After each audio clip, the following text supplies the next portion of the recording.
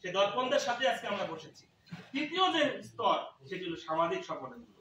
সামাজিক সংগঠনগুলো আর যদি এই চারটি স্তর সম্মিলিতভাবে একটি সমাজে কোনো ভূমিকা রাখতে চায়, তাহলে সেই সমাজ পরিবর্তন হতে বাধ্য। আমরা সেই কাজটুকু শুধু করতে চাই।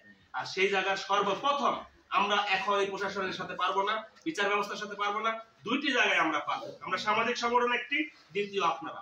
এই দুইটি সম্মিলিত প্রচেষ্টার মাধ্যমে আমরা সমাজে কিছু করতে চাই।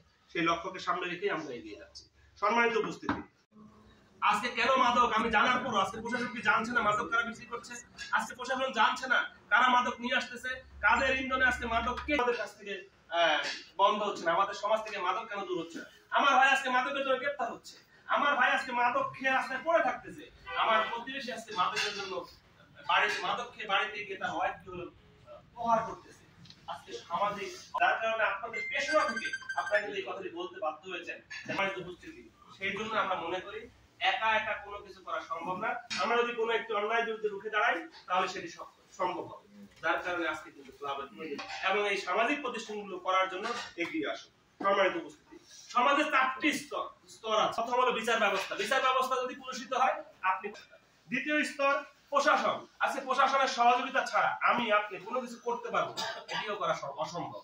উত্তরণ করার জন্য আমরা কিন্তু একত্রিত হয়েছি। আমরা সিনিয়র ভাইদের সাথে আলোচনা করেছিলাম, আমরা তাদেরকে বলেছিলাম যে আপনারা এগিয়ে আসেন, কিন্তু আমরা দেখিনি তারা সেই জায়গাটি ঐক্যতা করতে পারেনি।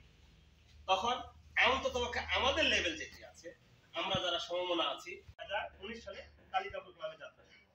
কালিকাপুরের ইতিহাস আপনাদের কাছে আমি একটু আগে বলেছি যে একটি গ্রামের 3টি ওয়ার্ড, একটি পৌরসভা, এখানে প্রায় 8-9 হাজার ভোটার, এখানে অসংখ্য মানুষ, এবং যে গ্রামে আপনার সকল ধর্মের মানুষ আপনি পাবেন, ব্যতিক্রম একটি গ্রাম, সকল ধর্মের মানুষ পাবেন।